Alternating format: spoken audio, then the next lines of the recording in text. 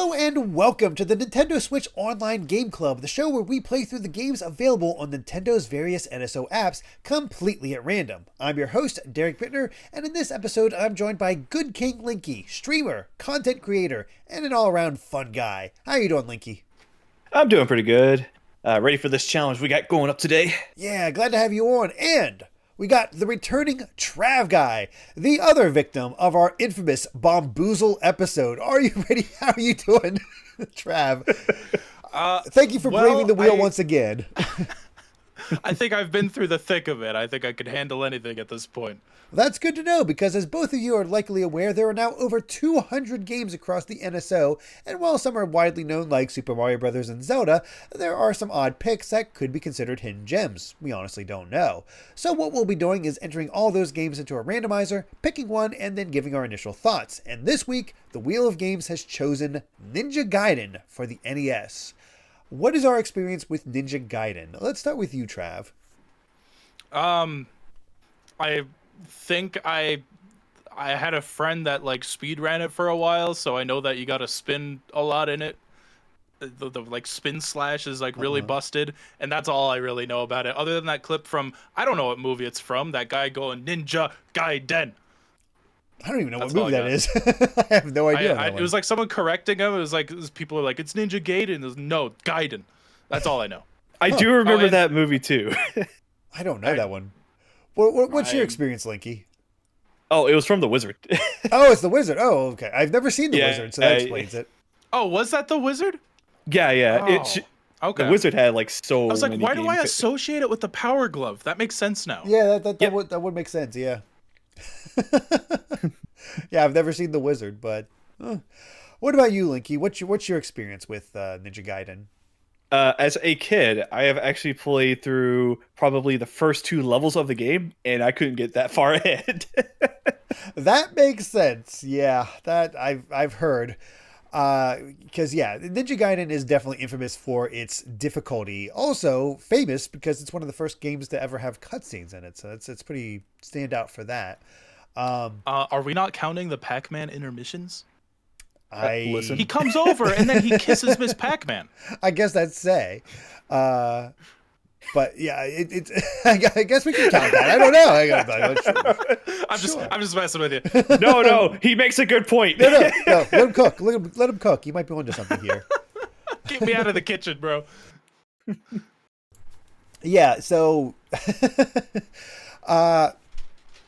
I've played a little bit of it, mainly through emulators. I never owned the game as a kid, so I only ever emulated it and played it off that way. And yeah, I'd say about the first 2 levels or something, it definitely kicked my butt and had some issues with that. But I've always wanted to go back to it at some point just because it is intriguing. I saw a friend play like the second or third game where you could have like a clone following you around and like really do some crazy damage. It seemed to get pretty interesting in that way, but I also know like the birds are apparently one of the worst enemies in this game. So You have no idea. I've heard something about like the final boss having like a 3-frame window to hurt it or something like that. I've heard horror stories about the final boss. I don't know how true they are. And it's also from years ago. I don't remember too well. Yeah, frame perfect inputs are going to be fun. Certainly. Yeah, that always sounds fun. Oh, goody. Trav, you can do this. You can do this. Yeah, I can. I love can. challenges like this. Like, I mean, I know it's not the same. I mean, but with like Doom, I like to start every level with a fresh arsenal and do the whole thing over if I die. Like, I love these kind of hard platformer. I like Dark Souls. There you go. I'm a fan of Super Ghouls and Ghosts, so it's not like I don't like. Yeah, that's another game I want to beat. Like, I've done that. I actually completely legit beat Super Ghouls and Ghosts. And that's my question here: do either of you know if Ninja Gaiden is one of those games that give us infinite continues, or are we out of luck there? Oh, I think there is a way to continue, but I think it basically starts you at the start of the level or the world, I believe, because I believe it's like world level, etc. So I think it does have continues, but I'm not 100% sure because it's been a long time since I last played this game. Okay. I'm expecting like Contra, so. Oh, okay. Yeah. Yeah, it's sort of like Castlevania. Castlevania can be difficult, but because you have infinite continues, it's like, okay, I can do this. Like, you don't have to restart. Same with Mega Man. It can be a little tricky, but as long as you have that, it's like, okay, I can try this. I'm going to do my best to try to beat this game without using the rewind functionality of NSO, just to see if I can pull it off. Am I good enough? Same. But yeah. I mean, if it didn't have infinite continues, I would say, like, should we have an exception for save states at the beginning of levels?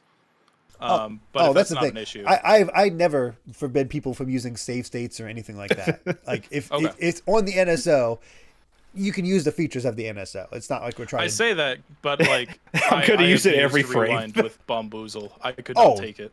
You'd be going insane, even more so if you if you couldn't rewind with Bomboozle and you have to wait through the animations again and try again. Yeah, it's awful. Taking 5 seconds to move square to square.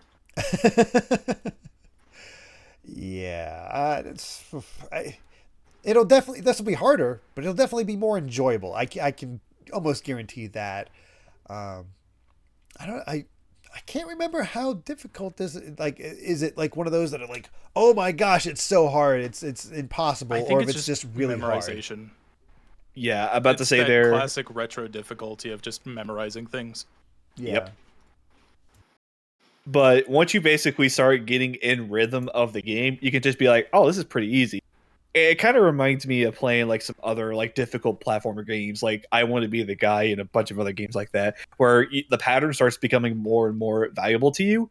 That way you can be like, oh, they're doing this, I gotta do that. They're doing this, and they're doing that. It's just, once you basically see everything, it's like, oh, this is average, but I'm still having problems. Yeah. Yeah, we gotta fine. We'll manage. I think it's not too. I don't think it'll be too bad. Although I'm seeing here from 112 once again is make sure to save state before the final boss. If you die, you get sent all the way back to 6-1 instead of 6-3. So that's extra brutal. I don't know. I think that'll just make me get better at 6-1. That is true. Yeah. That is true. I mean, if you want to, go for it. I guess. We'll see how I feel about all that. That's the thing. I don't know. Like, I don't know exactly what I'm in for. I remember it being tough, but I don't remember it being like impossible. I think it's just like I was in college. I didn't have a lot of time to sit down and play it, or just to, like I got these PlayStation 2 and GameCube games to play. Why am I playing Ninja Gaiden? Will Derrick be able to survive 1-1 in Ninja Gaiden? Will he basically surpass this sort of thing? Will his years of experience of playing these NES games will basically push him?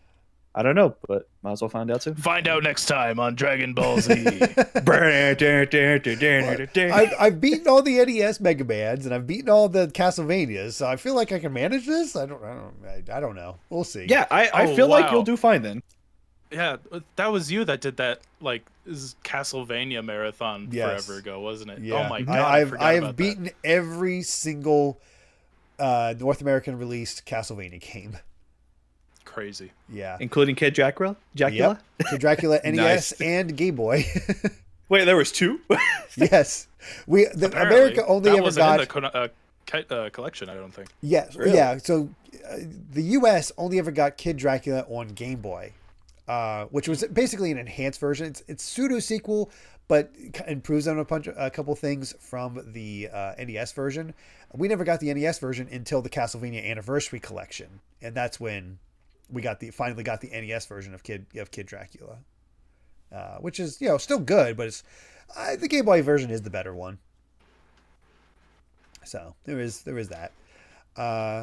Yeah. Yeah, as far as that, I'm actually kind of surprised when I was looking through the list is that this is the only Ninja Gaiden game on the randomizer. Ninja Gaiden 2 and 3 are not here. And usually Were there others on NSO? Well, there was others on Virtual Console, but there's no others on NSO. Yeah. There's the Ninja Gaiden Master Collection. I didn't know that was a thing. I think the Master Collection is all the modern Ninja Gaiden games. Oh, that's the new games. Okay. Yeah. Right. Those are the ones. Those are the I ones. forgot about those. The only kind of connection we have to Ninja Gaiden is actually a game I played on NSO before called Shadow of the Ninja, which has no relation to Ninja Gaiden other than being a kind of Ninja Gaiden clone, except with focusing a little bit more on co-op. Except that the Game Boy Ninja Gaiden game was developed it was supposed to be a Shadow of the Ninja game. They just like, we're working with working with Tecmo now. It's Ninja Gaiden. It's not Shadow of the Ninja anymore. It's Ninja Gaiden. So, yeah. Interesting. Very, very interesting there. But, well, any other thoughts before we take our 2-week break? Because we got Christmas time coming up to play some Ninja Gaiden. Nothing like ninjas at Christmas. You think Santa Claus used to play this game a lot? Yeah. Yeah. You don't get on the he nice playtested list it. unless you've beaten it. That is true. That's why I always get coal. No other reason. Yeah, that's it. That's all. Yeah, you know what? In 2 weeks, Derrick's going to be on the naughty list. Guarantee it. Yeah. Are you saying he can't beat it? No, he can. That's why I believe in him. He's just gonna be. I'm still just gonna be on the naughty list. It's like, no, you've done too much. You've done too much. That even though you beat this, you're still there. I don't know. Let me see. Bamboozle. Ninja Gaiden. You made others play this? Why am I doing Plankton? That's not what I mean. Santa Plankton. I could kind of see it. I could. Yeah. All right. We'll be back soon with our thoughts on Ninja Gaiden for the NES. Till then. Like a ghost in the moonlight, the ninja warrior stalks his prey. Unseen, unheard, and unnoticed. Mission accomplished. The final battle begins. Ninja Gaiden for Nintendo from Tecmo. Coming soon, more hard-to-beat action. Tecmo Bad News Baseball. And we're back after a week of playing Ninja Gaiden on the NES. And, man, that was a ride. Whether it was a good one, well, let's start with you, Trav. What did you think of Ninja Gaiden? Oh, man, I thought the graphics were amazing. I thought that the sort of open combat was really cool. The classic suit at the beginning, the purple one, I thought looked really nice. And then, you move on, you fight this dragon with a bow and arrow. I thought, wow, I might be playing the wrong game. I think you might be. Are you confusing it with the reboot? Were we not playing Ninja Gaiden Sigma? It's on the Switch. It is on the Switch. I don't think it's on the on the NSO though. That'd be impressive. But yes. No, I played the right one. Yeah. It's funny how they don't change names at all, and until they re-release it as Sigma.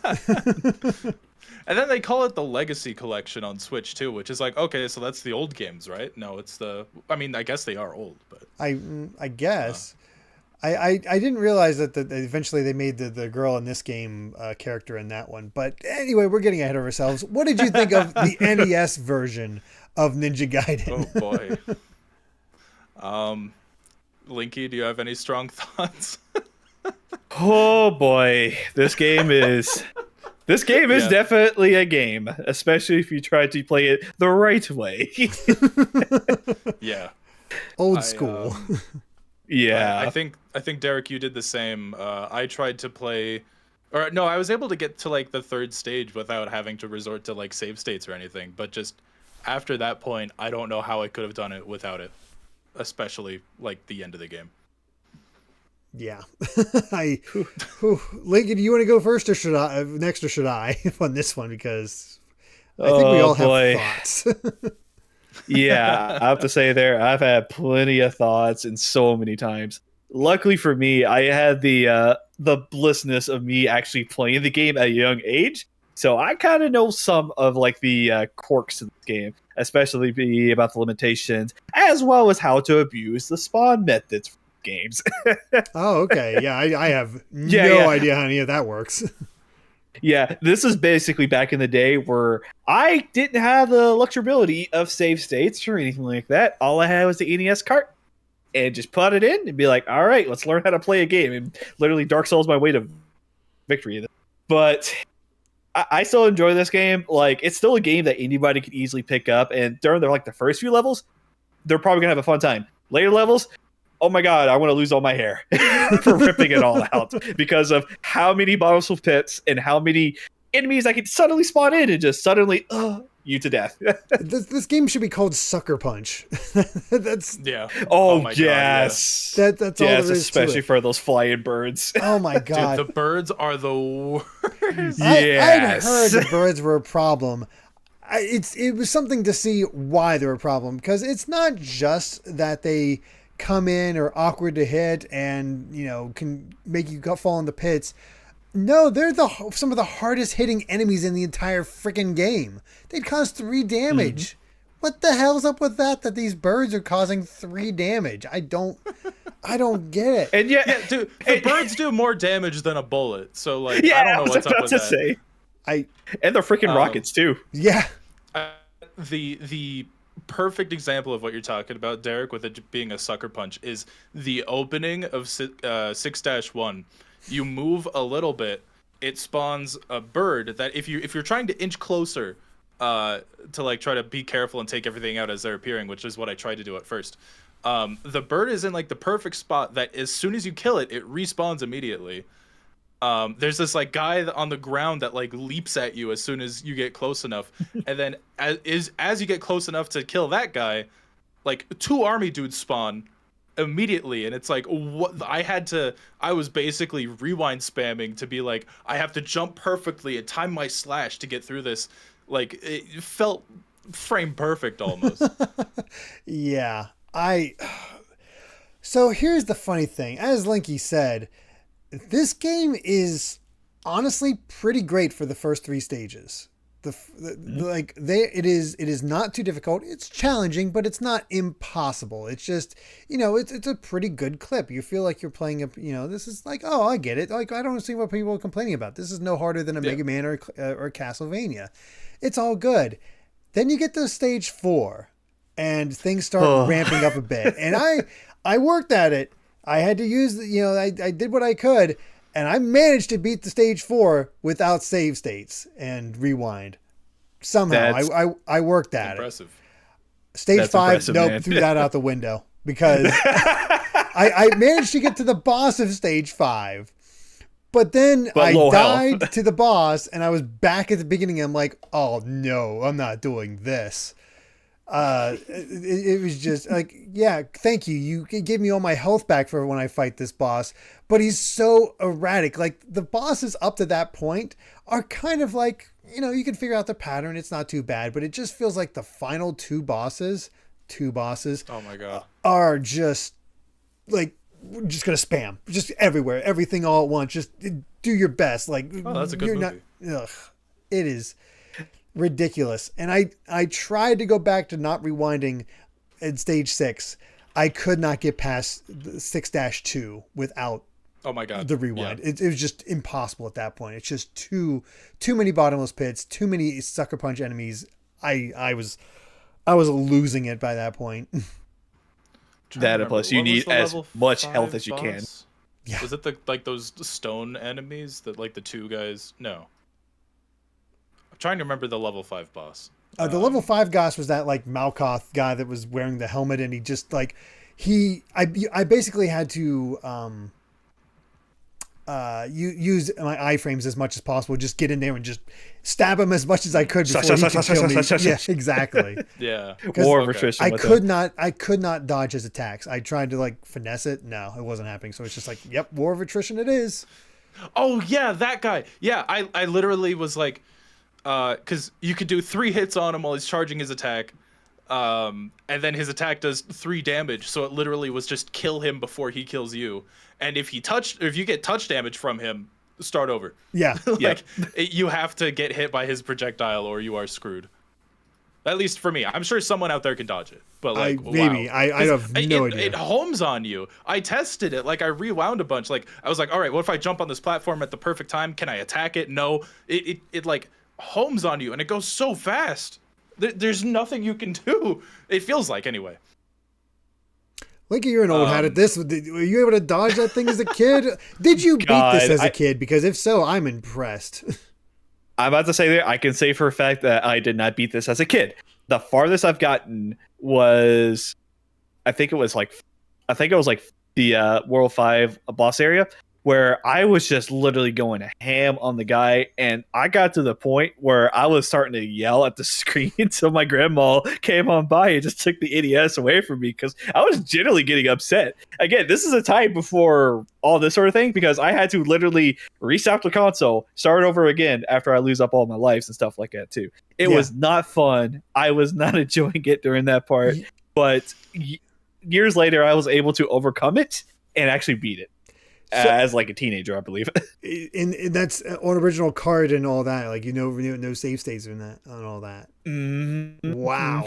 I'm impressed because this is the epitome of one of those games where you're like, you have infinite continues, so you can keep trying, but you end that game, there's no password functionality, so you have to redo it all over again. And granted, it makes you good at those early stages, but you just want to beat what you're on. And I like that would definitely be a game like, please let me have it on through dinner. Please let me have it on through dinner. I don't want to restart. Oh my gosh. I do remember. Power outage. Yeah. Exactly. I remember when I was a kid, I was over at my grandmother's place. I had gotten past like the third world. I was in the fourth world. And then my grandmother was just like, hey, it's time to go eat real quick. I'm like, okay, cool. So I paused the game, went to the other room, and then all of a sudden the house kind of shook with a thunderstorm. The power kind of flickered, and I'm like, oh no. So I immediately, as soon as the powers flickered, I went back into the bedroom where I was, and the game was glitching the heck out to the point where the enemies were just like slowly coming up from the ground, like through the ground, and it was just so crazy. Oh my gosh, I wish I could show you what it looked like, but it's been so long. Oh my god. I definitely did not have this game as a kid, but I did have a Game Genie, and I guarantee you I would have abused the hell out of that Game Genie. Might not have had save states, but there were other options. Yes, infinite health.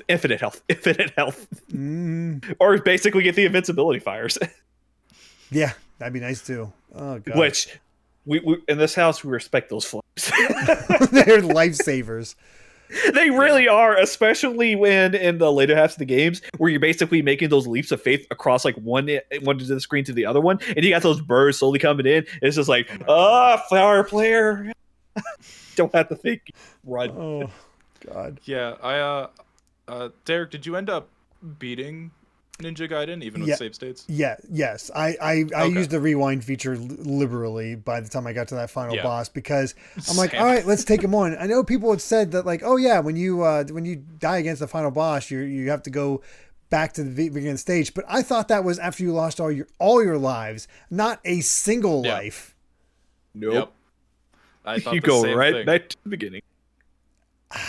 Why? Why would you do that? I don't understand it. Like, yes, I know you want your game to be difficult, but guess what? It's already difficult, and you have a 3-phase final boss with all erratic attacks. Like, with probably the most bullshit second phase, or bullshit boss in the second phase. I don't know. They were all kind of bullshit. Yeah, but go ahead. Like, I don't know what it was. That second phase boss just had me. Like, I looked up a guide. I'm doing something wrong for sure. Survive. It's so hard. I only do 1 damage, and it's like there's no opening. What am I doing wrong? And then I actually found a way to. It took a lot of rewinding and retrying, but I found a way to sometimes bait his fire to miss me so I could just openly attack a little bit more often. And you can destroy them, but the jumping in those instances where you want to instantly turn and do your thing, you can't do that. You have to have that little bit of a tick so you can actually turn your character around. You can like kind of backpedal, I don't know, like change direction in the air, but the direction you're facing, your attack is committed to that side. So even if you turn left, you're still going to attack to the right. And that was the most frustrating part for trying to line up those shots right for me. Yeah. But no, that final phase I actually thought was kind of easy. I didn't have too much of an issue with it. It took me a while to figure out the spacing, but yeah, it definitely didn't seem as bad. But even the first one, you're attacking that ball and trying not to kill your dad. It's just like, jeez. Oh no, I killed my dad. Yeah, because if I remember correctly, if you do attack that ball, it just takes like a big chunk of your life health bar. Yeah, correct. And No, the biggest issue is like the stuff coming out from the ball is not too bad. It's like one tick, but you touch your possessed dad, and there's 3 damage right there. You might as well rewind or whatever. Yeah. Or playing the original is like, well, I'm screwed. This run's done. Yep. Back to 6-1 I go. All right, it's time to relearn this level. Can't imagine having to beat this in retrospect, having to beat this without like save states or anything like that. I think I would have lost my mind if I was playing this for the first time and had that happen to me. It was like, I finally made it. I'm there. Yeah.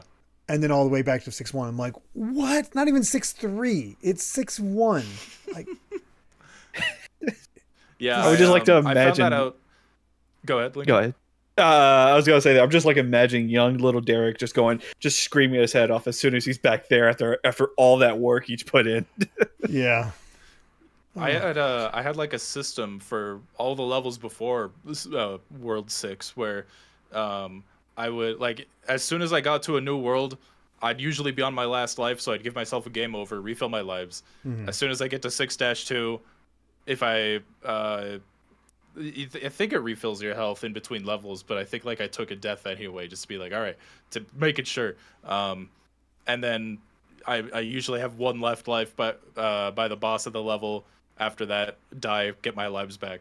And then on 6-2, I'm like, all right, cool, I made it to 6-2, and then I fall into a pit without like thinking too much about it. Then I'm back to 6-1. I'm like, wait, did I get a game over? Was I not paying attention? I didn't see that like acid trip when you get a game over. What's going on? And then no, that's just how it is. It's very odd because you have those checkpoints. Like you die at 6-2, you start at 6-2 until you lose all your lives, and I don't know. It's just. It's just like they turned up the BS counter like to the max. Like I've never seen a game just like completely crap the bed in its final level. Like, yeah, it was rough. You could probably tell it was probably like one of those coin arcade systems out there for you. Was Ninja Gaiden an arcade game first? I wouldn't be surprised because a lot of games from that era were. 100%. Yeah, let me double check that real quick. I know it's much more famous as an NES game. That's for sure. I know when I was starting the game, like just first time playing it, because I probably dabbled in it on an emulator growing up, because I remember playing it at one point, but I didn't get very far. But when I started it, and maybe this just shows my limited experience with the NES library, I'm like, wow, this kind of feels like Castlevania meets Contra in a way. Oh, it was. Just with, like, oh, really? Yeah, Ninja Gaiden released as Shadow Warriors in 1988, a side-scrolling beat-em-up game released by Techno as a cord-operated arcade video game. I wonder how that actually is. I wonder if it's as different as like the NES game. It's like one of those things where I didn't realize that Battletoads was an arcade game before it was another one. And that's just a straight beat-em-up. So like, how different is Ninja Gaiden? I could probably look at some footage of that later. Yeah. I'm about to say there. It actually looks a lot different. I don't know if it came first or if it came after the NES port, but it looks night and day. It probably came first if I had to guess. Yeah, I imagine it came first. It just but man, a lot of kids probably lost a lot of quarters those days. Oh, I'm sure. The thing is, they screwed up such a good thing because the game is really good. Those first 3 levels, a bit challenging, but not overly challenging. But you have, fun power-ups, a pretty interesting story for the time. And then it's like, no, we're going to crank up the difficulty. It's like, oh, that's getting a little rough in stage 4, but I can manage it. But then you get to that, again, stage 5, and it's just like, nope. All right, casual, fun time's over. Yeah. Yeah, pretty much. It was rough. It didn't even feel like fair difficulty. It just felt like bullshit. Yeah. But man, other than that, gameplay, does it feel all right to you guys? Did it feel like too stiffy for you guys? Do you feel like all the buttons or all the movements were fair for you guys? Air control was a little tuned better, but I mean, you whatever. Adjust. It's fine. Yeah, you get used to it. Honestly, the big thing that I noticed as time went on is that the hitbox on your sword is kind of wonky. it feels like there's some things like I should have hit there and I don't. I'm like, why? Especially when you're trying to hit like certain items where you're just like hit. Why is it not hitting? Yeah. Or, you know, okay, this enemy's coming in. I got to be ready for it. And I missed. Yeah. It took a baseball swing and it just missed. There are so many enemies like if they come in kind of nonchalantly and you can kill them before they do anything. But if you miss that hit, all of a sudden, like they got the boxer guy that I thought was like kind of a non-threat, but I missed him once. And all of a sudden he starts punching upwards. I'm like, oh my God, where'd this guy all of a sudden become a threat? Yeah. What the heck? It's so aggressive. It's so surprising. He just turns it a little mad, just be like, all right, time for some punch out. Gosh. Yeah, it started off really fun, genuinely. Like figuring out like, if you're quick enough, you can jump up a single wall without falling down and kind of recover that way, unless you mess up. That happened a lot in level 2 where I'm just like, I fall down and I grab onto a wall and I'm like, there's nothing else to do. I just need to die. So I just fall to my death. But like, yeah, echoing your sentiment, like just after stage 3, I was just like, all right, I don't care. I'm abusing save states. I don't care. There's no way I'd have the patience to beat this otherwise. Not a chance. Yeah. Out of curiosity, I have looked up. I've not seen any gameplay at all, but basically the arcade version and the NES version were kind of made at the same time, but are completely different in their concepts. Like the Ninja Gaiden arcade is absolutely a beat 'em up in the classic sense of the word. Just, you know, your ninjas doing all of that, and its plot is something else. Set in here's the summary from Wikipedia. Set in the retro-futuristic version of 1999, the player controls a ninja hired by the U.S. government to defeat an evil cult led by Blade Adamus, descendant of Nostradamus, who seeks to fulfill his end-of-the-world prophecies. Flooding the streets of the U.S. with criminals released from Alcatraz, Blade Adamus has kidnapped the president and acquired codes for launching the nation's ICBMs. Are you a bad enough dude to rescue the president? Yeah, pretty much. Oh my God, this actually sounds like the whole Metal Gear Solid, or the Metal Gear and Metal Gear 2, Snake's Revenge sort of thing. A little bit, yeah. And also, I just realized this arcade cabinet actually had probably like one of the most gruesome game over like ending screens. Oh, really? Yeah, it had like the. Hang on, I'll post it for you guys. But it had like the saw slowly coming down on him, while he's like all like. I have seen that one. Chained down. I have seen that one. Oh my. Put this here for the live audience to see. That is Nexus mod. Cool. Oh my Ignore gosh. that. That's all right. But yeah, but the actual plot of Ninja Gaiden, like I remember this game always being talked about, like the story, like, oh God, yeah, that is terrifying. I didn't know that was from Ninja Gaiden Arcade. Yeah. I'm kind of glad they didn't add that to the NES class or NES ports, because I would have been like, I don't think little Linky will like that. Blade Adamus is a little messed up. Oh gosh, but honestly, the plot line, as basic as it is actually pretty decent in Ninja Gaiden. It's a shame you most likely won't see it to the end, but. Yeah. Oh yeah. Can I just say that the cutscenes, even though they are just like simple photos, I think they actually did really well with the NES and its capabilities and stuff like that. Yeah. Mm-hmm. I mean, it was really cool. Like, you know, it's just his head side profile bouncing up and down, but you could tell like, oh, he's running. Like they have enough in the motion lines and everything. I'm like, okay, yeah, no, there's clearly a creative mind that knew what they were doing with these cutscenes. It was really cool. Yeah, and it was all like letterboxed a bit, which made it feel like cinematic in a way. Yeah, absolutely. It was Metal Gear before Metal Gear. Kinda, yeah. It was, you know, as we said, basic, but it's a revenge story. You're finding out the mystery about these demon statues, and you know, learning who the actual villain is, and I feel like the ending is a little out of nowhere, where it's also kind of pointless in ways. Like, I cannot kill my own father. It's too much. It turns out he's not dead, but he's actually controlled by this mask now. But I need to stop him from being controlled and save his life. Oh no, he's still dying. Oh crap, that sucks.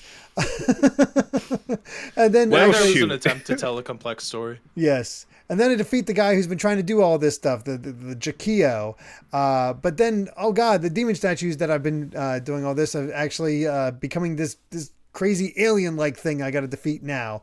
And it's like, okay, I've defeated all this. I've saved this mysterious CIA agent, this woman that tranked me once. And all of a sudden, I'm in love with her. We've interacted 3 times, maybe. And yes, a true love story. Yes. And she cannot, despite the CIA head deciding that, no, we need to kill Ryu and take the statues for ourselves because we're just going to be cartoonishly evil now. It's like, she's like, she can't do it. She loves us too much. And now it ends with him getting the girl and swearing vengeance on Foster for trying to kill him. And then Ninja Gaiden 2. Does it follow the same plot, or is it like, nah, screw that, I don't care about that plot anymore? It's been a while since I last played Ninja Gaiden 2, but I think it takes place like not immediately afterwards, probably like a year or 2 afterwards, where he's probably still with the girl, but then something happens. Again, it's been a while, so I can't remember off the top of my head, but I just know like some bits and pieces of it. But I do know that the sequel fixes up a lot of some of the problems. It's still crazy hard. It's still bullshit. I'm sure. But, yes. Yeah. I'm sure it's still ridiculous. But I do hear that like they do fix up a lot of things, add some more power-ups, as well as fixes a bunch of other like quality of life stuff. But still pretty hard. The power-ups were weird because I knew I have a friend that like speed ran Ninja Gaiden, so I knew like, all right, take the spin slash into the bosses because it destroys them. I was never able to do that. No. You accidentally use it so often. I never had enough points in order to use it. I didn't realize until level 5, world 5, that you can just hold down in the air and slash to not spin. Oh, I never figured that out. Yeah, it would have made things so different. I would have like tried to keep it, but after like I kept using up all of my like mana, whatever you want to call it, and then I was like, just give me the shuriken. I don't care. Like I can't use this thing well enough. And then because everything else you like hold up like it's Castlevania to use your item, that's fine. And then here's this one item where it's like, yeah, to not use it, hold down. I'm like, okay, that. I wish I knew that earlier. I mean, I guess I should have read the manual, but I mean, well, that's the thing is NSO never gives the manual, and that's some games like really require that. Is Star Tropics on SNES or NES Online? Yes, I actually have played it in the series before, but no manual. I feel like they would. Yeah, wouldn't you need the manual for that? Kind of, yeah. But it's like, you got the internet. And the thing is, they did something special for that on the Wii U for Star Tropics, but. I don't. Oh well. +1 for the Wii U Virtual Console. Yeah, exactly. Yeah. Oh gosh, but I'm not sure if I have many more complex thoughts. It was a game to go through. Yeah, it was definitely Ninja Gaiden. I'm glad I beat this one, unlike Bomboozle. Yeah, no. Honestly, it felt worth beating. That's the thing. Yeah, I wanted to see it through. And I would recommend, if you did enjoy the gameplay of this game and do enjoy abusing a little bit more of like the rewind feature of the Switch Online or use save states, I do recommend playing Ninja Gaiden 2. Okay. Unfortunately, it's still as difficult. Weirdly enough, but, yeah. Ninja Gaiden 2 and 3 are not on the NSO. Yeah. No. But maybe sooner, later. Is 3 any good? Have you played that one? I have not heard or played anything about 3, so I don't know. But yeah, it's one of those things where it's a pretty all right ride for the first 3 levels, as we've said before, and even kind of the 4th level. It's just ramping up that difficulty, but final 2 levels, it's just like you are pulling your teeth. Get ready to use that rewind or save states or what have you in order to get through this thing, because it kind of kills the quality. it leaves a bad Yeah. taste in your mouth by the end, because I was having a good time until that point, and then it just sours it so much. Yeah. Like I think by level 5, I wasn't even using save states. I was just using rewinds. Like I couldn't, I couldn't deal with it.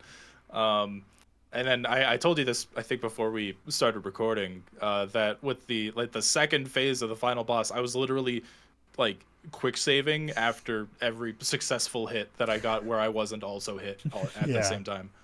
It was rough. Again, I do recommend, if you're going to play this game, use that rerun and use save states. You will save a lot of headache. For sure.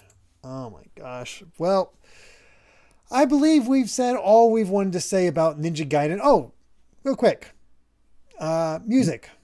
Any thoughts on the music and graphics? I think I don't like, no music stands out in my mind for this one in any great way, but I still think it fit this time. It just doesn't. It was fine. It's not an earworm or anything like that, but it's fine for what it is. If you asked me to like recite like a melody from the game, I probably couldn't. But like it worked. It felt like a classic NES soundtrack. Guess Nothing's really standing out for me as well. No, that's fair. It looks pretty good for an early NES game, and we'll just leave it at that. Yeah. But now I think the graphic design was pretty good. I think it felt very Castlevania-esque. Maybe that's just because of the health bar lingering there, just reminding me of it. But like, it did remind me of Castlevania. Yeah, I forgot a little bit. I mean, you're in the first level, you're attacking candles to get items and mana, which is very Castlevania-esque. But no, in the second level, they're flies, so they're it's not Castlevania. Oh no, it's completely different. No, I mean, yeah, it looked great. I think the backgrounds were really impressive. Very well drawn, like cool little sunsets over mountains. And nice clouds. variety between the levels nice. too, and honestly, a lot of different enemies. Yeah. For an NES game, it is well above its age. I'm thinking of the enemies now, and now I'm like, oh, all that positive feeling is going away. Yeah, exactly. And that's the thing. It's like has all these things going for it, but then you have those last two levels and all those certain enemies. It's just like, ugh. It's, I think the point for me where I kind of just started going like, oh, maybe this isn't as refined as I was hoping it was I think it was either the end of level 3 or the end of level 2. There's this jump you have to make, and there's this guy with a sword walking back and forth, and as soon as you jump, a bird spawns. Like right that's World 2. Yep. Yeah. So that was the moment that I'm like, maybe this is gonna be a little stinky. It's just, like I said, it has some sucker punches in there that really mess with you. But well, I think now we finally said all we wanted to say about Ninja Gaiden on the NES. But what's our final verdict? Would you recommend it as an N-yeso or tell people to stay away with an N-oh-no? Linky, let's start with you. Ooh. I'm about to say I'm a mix of both. But I can basically go with probably a big no, but with a posture or italics or whatever it's called. Mainly because an asterisk. Thank you.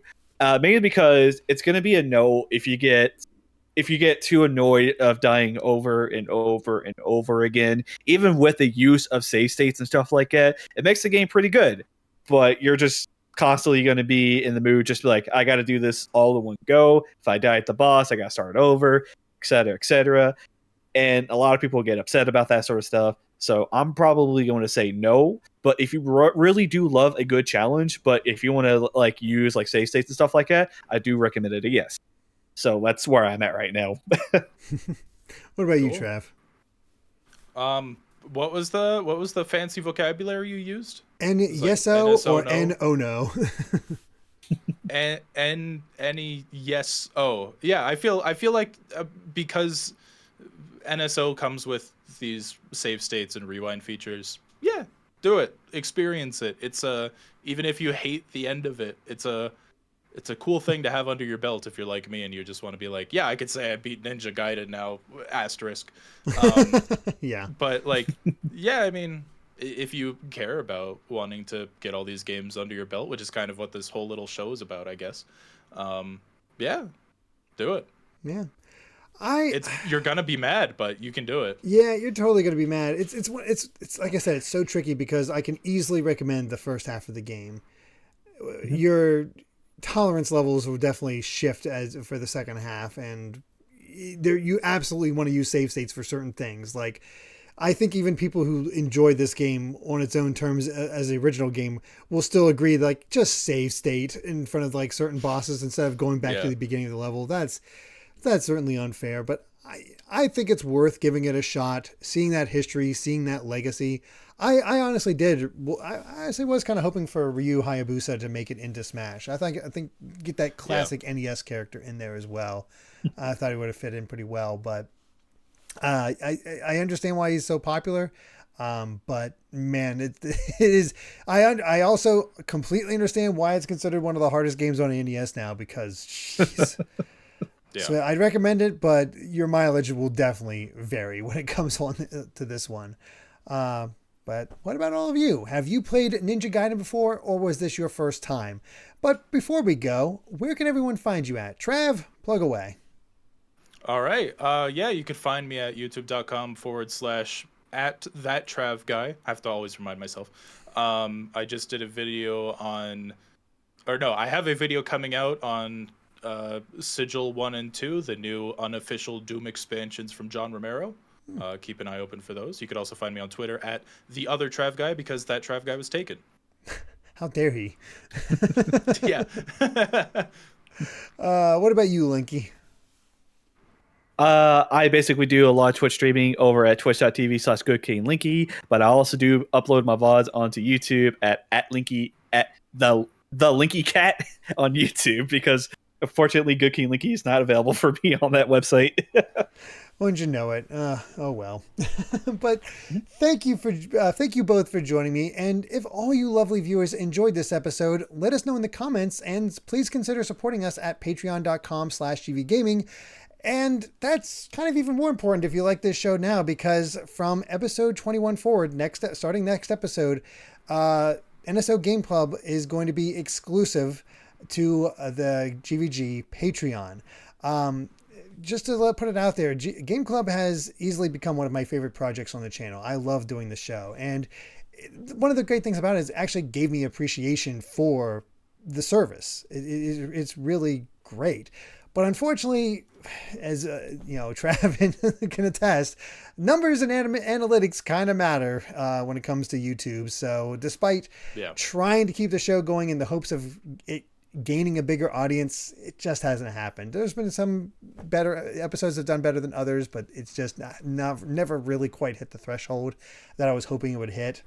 But rather than outright kill the show, instead I'm going to move it to become a Patreon exclusive perk, much like Steve's Week in Nintendo podcast that he has over there.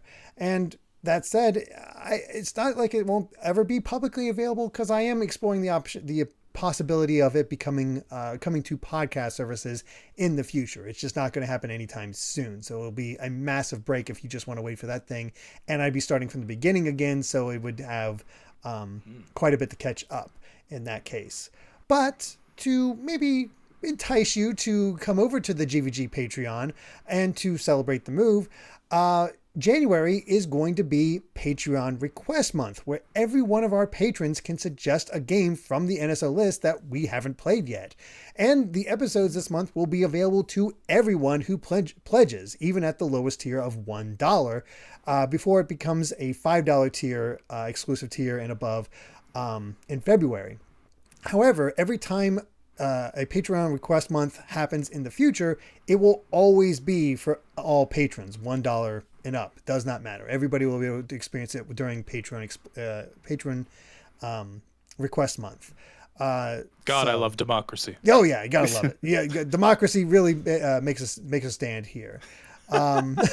So yeah, just to break that all down for you, and I've already gotten quite a few requests, but I'm not closing those requests yet. So even if you become a patron right now, you can put a request in for Patreon request month and expand that list, and maybe have a very likely chance that your pick could be chosen. However, so you're saying I can basically subscribe to your Patreon and I can let you play the most fascinating game of Bubble Bible?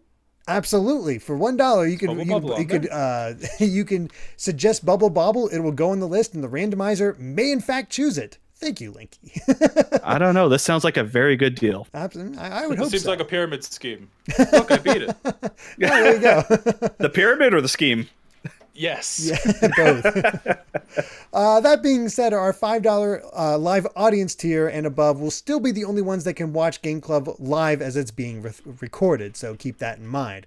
But with all that said, if you have no interest in our Patreon but still want to support us by subscribing, it's all appreciated. We just really do thank you for that. And thank you for watching the show up to this point, and maybe look for it as a podcast in the future. But now it's time for the Wheel of Games to choose our first Patreon request month game for next week, as I'm joined by my special guests, Steve Bowling and She Says. Are you both ready to see what game we're playing? Let's do it. Ready and waiting. I gotta say, patrons have been very kind, and I don't think we're definitely not going to get anything bad here so far. But if you join our Patreon, you can absolutely change that if you want to. So let's go ahead and bring up the Wheel of Games, the special patron exclusive Wheel of Games for our Patreon request month for January 2023, and see what the wheel gives us. And this week we are playing Wario Land 3 for the Game Boy, courtesy of Whisperrill. Ooh. I haven't played a Wario Land game ever before, so this is kind of exciting. Good stuff. All right. Well, yeah. 3 is the one I'm the least familiar with, so this will be an interesting one for me.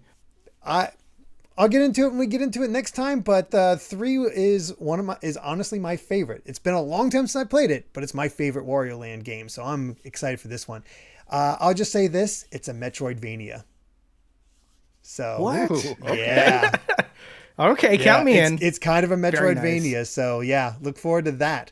So there you have it. We'll see you next time exclusively on our Patreon, unless we have it on podcast services. And if you're listening to that now, hi, as we cover Wario Land 3 on the Game Boy.